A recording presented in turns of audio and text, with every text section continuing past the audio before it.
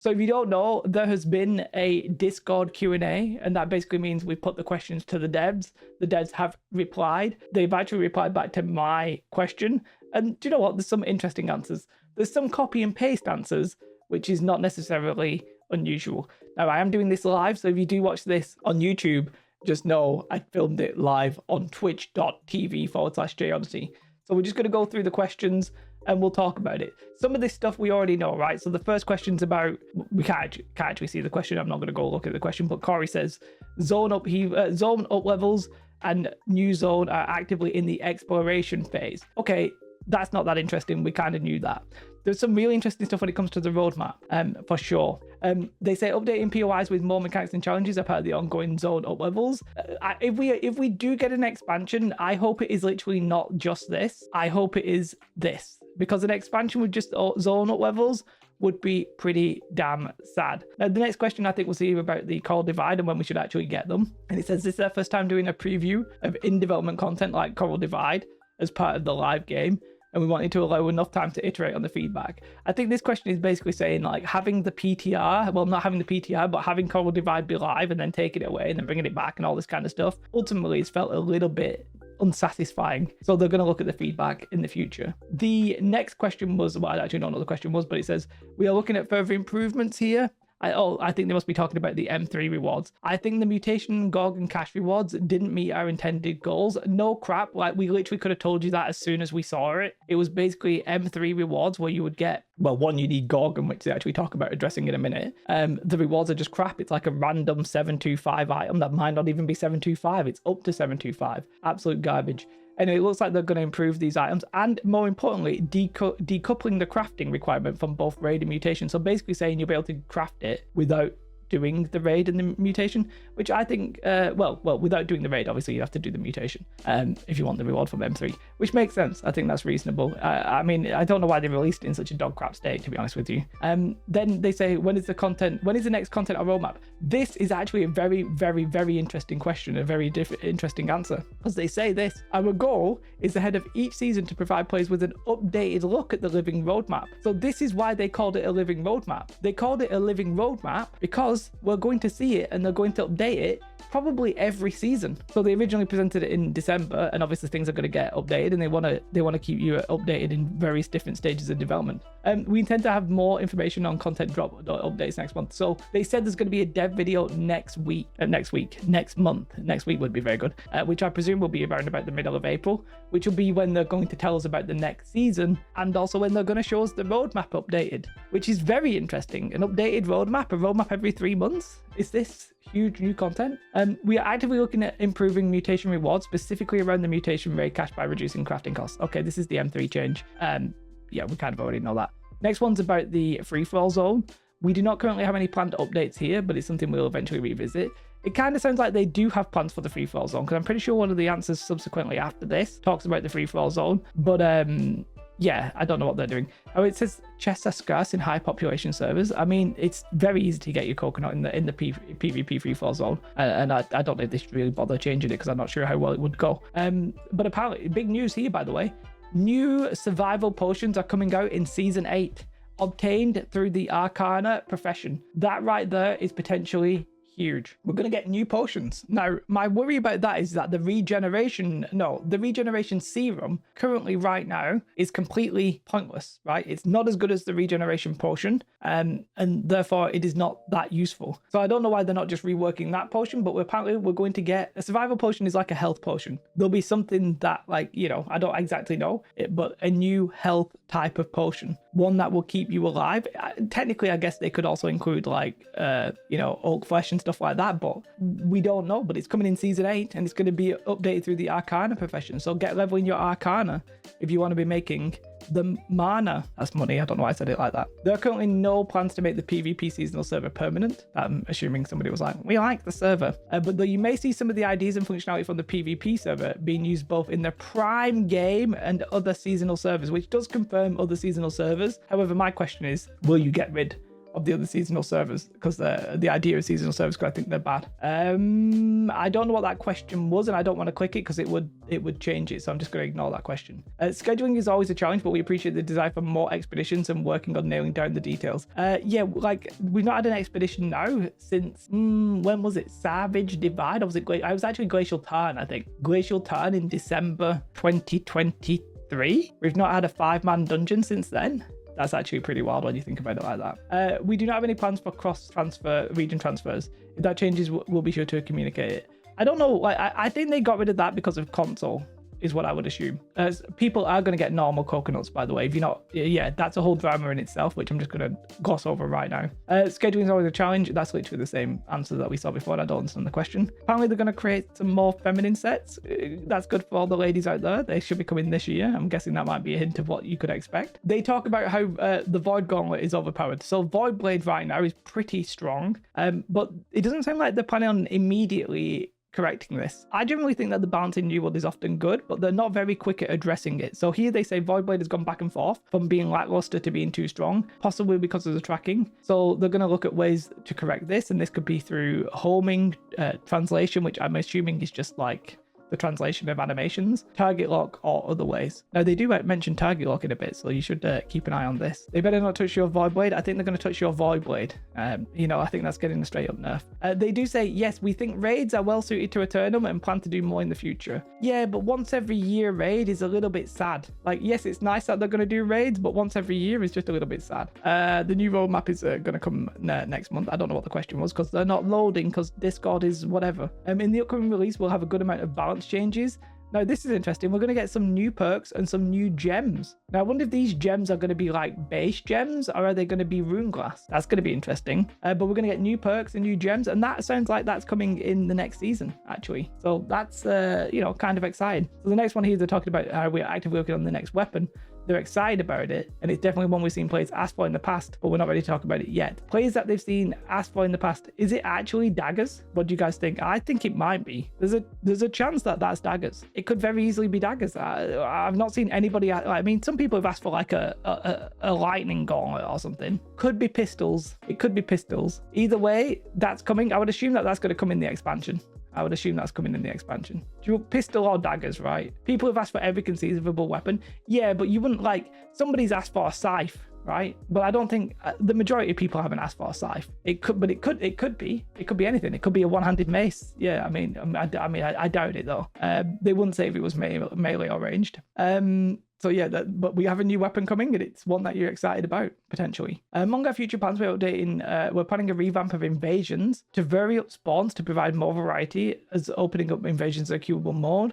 We kind of already knew this, right? I'm not really too bothered about invasions. I don't really want them to be a queuable mode either, but okay. It's a bit difficult without seeing the questions. Among our long-term plans for modes is to open up ranked version of modes. Oh, this one's exciting. It actually confirms that if we are going to get ranked, it will probably be arenas.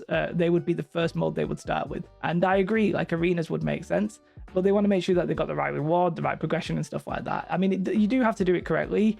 It would have been nice to have ranked arenas many months, well, years ago actually. But any plans to make attributes? So this one, I mean, how long have they been speaking about this one? Honestly, it's actually insane how long they've been speaking about this one. This is definitely something we want to do. Provide mastery loadouts as part of the gear sets, but we do not have a set date for when this will be done. I mean, they said that a year ago. They probably said that 2 years ago.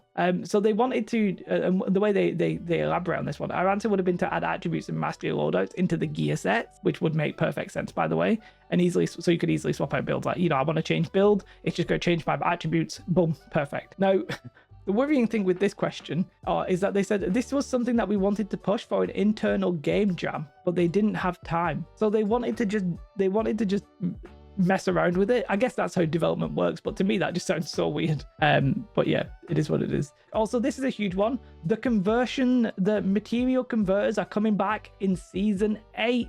Buy the cheapest one right now. Which is it? Solvent. It's right that the price, offload your, do not be holding flux, do not be holding sandpaper. What do you mean? Nah, will be cheap. Yeah, just don't be holding on to them. I don't think it's worth buying the cheap ones, because they'll still remain cheap, because it's the converters themselves that are the expensive bit. But you know, I would definitely not be holding on to flux trying to make some profit there. I think flux is going to come down in season 8, and it might come a little bit before that. You might want to buy some of the converters, but there'll probably be an overcorrection at the start. You should all sell your flux now. I mean, I agree with that. Basically, somebody asked here about the MMR to be a failure in Outpost Rush. And this was a really interesting thing. And we had a little bit of an argument with this in my Discord, actually.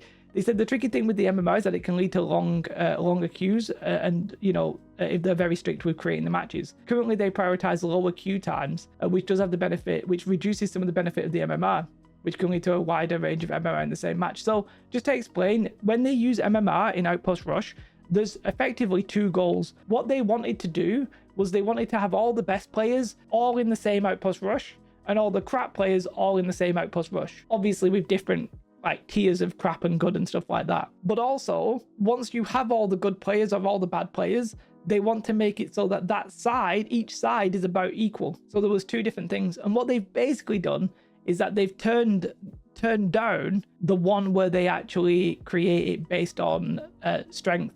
So all the good players and all the bad players are now playing together because there's not enough people in the queue, basically, right? There's not enough people in the queue.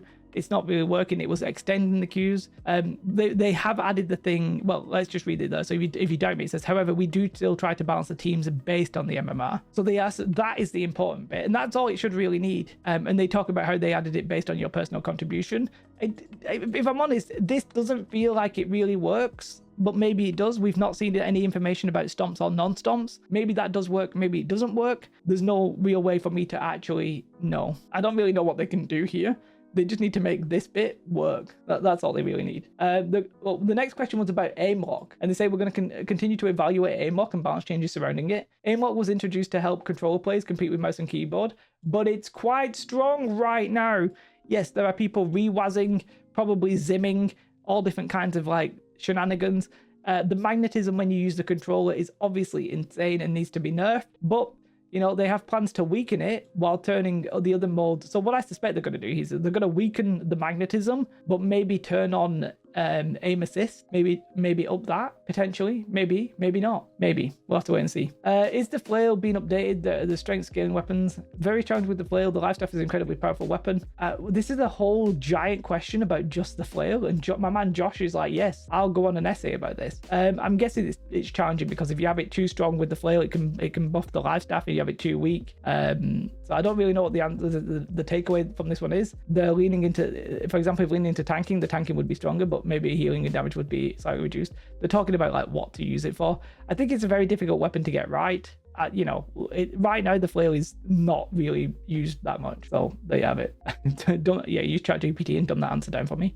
We are actively discussing alternate progression models for the future, as well as opening a variety of different perks providing gameplay benefits. So this is about vertical horizontal progression. They don't have anything to share right now, but I mean, we'll see what they do with the progression. They did say we're going to get new perks, so that'll be interesting. This question, I remember the actual question was talking about how people can't catch up, and I agree with that actually. I think like if you're a new player now, it would be relatively difficult to catch up, and there's no reason why we can't have catch-up mechanics built into the game. That could very easily happen and probably should happen. There's no reason why if you start now, you just never ever get anywhere near catching up. You shouldn't get everything easily, obviously, but we need to not be leaving people behind. I don't think it should be pay to win. I think pay to win is not necessarily the solution there, but I don't actually have a problem with like boosts personally if you do want to catch up. I personally don't think that's a problem. Now, we're getting close to where they answer my question soon. No rewards in the immediate future, but improvement coming to the free-for-all zone. Yeah, they're talking about the free-for-all zone. They did say we were thinking about it. Then this guy says we are pretty much doing it. Then they say more gear slots. I could do with more gear slots, but nothing in the future. They do want to add the attributes and the masteries. That would be huge, obviously. Are you going to stick with the seasonal servers? They kind of admit that seasonal servers have not been a massive success, but they are going to do another one. So we're evaluating based on the experiences with season 7. There will be more details coming along with our next roadmap update. So I wonder if they are going to do another season and then can it, but they did say seasons earlier, so who knows. The whole inventory system combined storage update. Yeah, okay, we're exploring this. First step we think will be turnaround fastest, allowing you to pull from all storages in crafting. Oh, so you're going to be able to craft from anywhere, basically. If you're in a random town that you don't have all your stuff in, it'll just take all the stuff from elsewhere, and then eventually they'll add a combined view. That's good. Yep, that's good.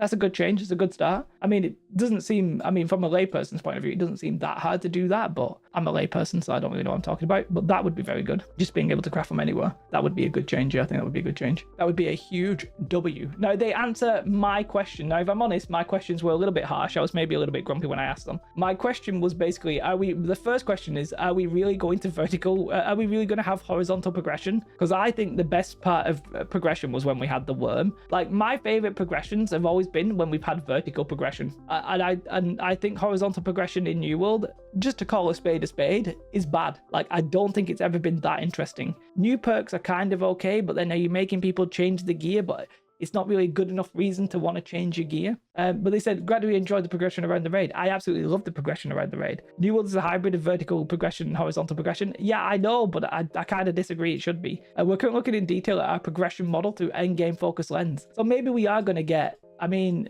maybe we're going to get a little bit of focus on the end game now. They don't have to worry about the leveling, because they literally said less than a focus on the early game and leveling moving forward. So they're leaving the early game now. They feel like they're done with that, and now they're actually going to concentrate on the end game, which is exciting. Also, I said our seasons just 4 months now, and they said seasons are 3 to 4 months long. Our general goal is to release every 3 months, but it can be based on various factors. Okay, when do you think the last season was that was 3 months long? Can anybody tell me in the chat?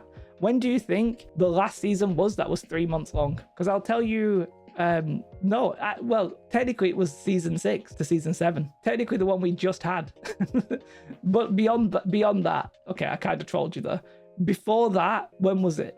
It was like season 2. It was like season 2 to season 3, I think. Because season 3 to season 4 was 2 months. Season 4 to season 5 was like 5 months. Season 5 to season 6 was like 5 months. Season 6 to season 7 was actually 3 months, but season 7 to season 8 is 4 months. So there's very few seasons that are actually 3 months long. I honestly believe they should just aim for 4 months, because that appears to be a lot more achievable. I do think the season should be 4 months personally. I mean, they're struggling with 3 months, so you know, I would just do that. Then the next question was, I said seasonal servers are a bad idea. I said they don't really fit MMOs. So they said seasonal servers are something we feel can provide very unique experiences that otherwise couldn't be done in the prime game. But we realize that the length and time frame of the first server may have been disruptive. So I think they might do seasonal servers, but they might not do them at the launch of the season. So what they might do is they might do them midway through the season, and they might do them for like 2-3 weeks. They might do them, but keep them very, very, very short. Well, not very, very short, but shorter, sweeter, and maybe disconnect them from the actual seasonal patch. Because they talk about time frame, so why would they? Do you know what I mean? I think that might happen. I, on the other hand, was like, I think seasonal servers are jank. So we do understand your POV that we want to offer seasonal servers. We find the right balance that it doesn't compromise the long-term progression. I just think seasonal servers are a bad idea and they should just be removed. But and it's not just because of this splitting the servers. I think it's just not an MMO if you're redoing your character every 3 months. It doesn't feel like an MMO to me. Like, an MMO to me is supposed to be the one character that I progress, and that character goes through thick and thin, hell and high water. We go together. That character is my journey. Making a new character every 3 months to me defeats the entire purpose. But anyway, they're going to do more details in the next roadmap. It's an ARPG. I don't know why I didn't think about that. It's just an ARPG. Thank you for that, guys. Our goal is to keep adding fresh content on a seasonal basis. We're constantly examining various content vectors. Yeah, let's see. I actually do think they talked about how they got the mode pipeline. So maybe we are going to get actual content. And then the last question here is that our goal is to keep adding fresh content. It's literally the same. It's literally the same question, the same answer. But all in all, what are the main ones right there? What are the main questions? What are the main answers? I think they're going to change seasons a little bit. I think they're going to change the time frame. I don't think they're going to be like 3 months long. New gems, new perks, new weapons, probably daggers, possibly pistols. What were the other major ones? What were the other major ones? I think that those really are they're probably the main ones. The MMR was an interesting answer, but not necessarily game changing. But yeah, I think those are the main ones. That's what we've seen. They like the raid. Void Blade's probably going to get a nerf, but not getting nerfed right now. Maybe expeditions at some point. I think having the roadmap, seeing the roadmap every time is actually very, very interesting. Seeing the roadmap once every like 3 months is a literally living roadmap. That kind of makes sense. And, you know, I'm excited to see that. New potions in season 8. That's a nice little boosty boy right there. New potions in season 8 could be interesting. And yeah, we'll see how it goes. If I do upload this to YouTube, which I may or may not do, and I might do it right now, then like and subscribe. Goodbye.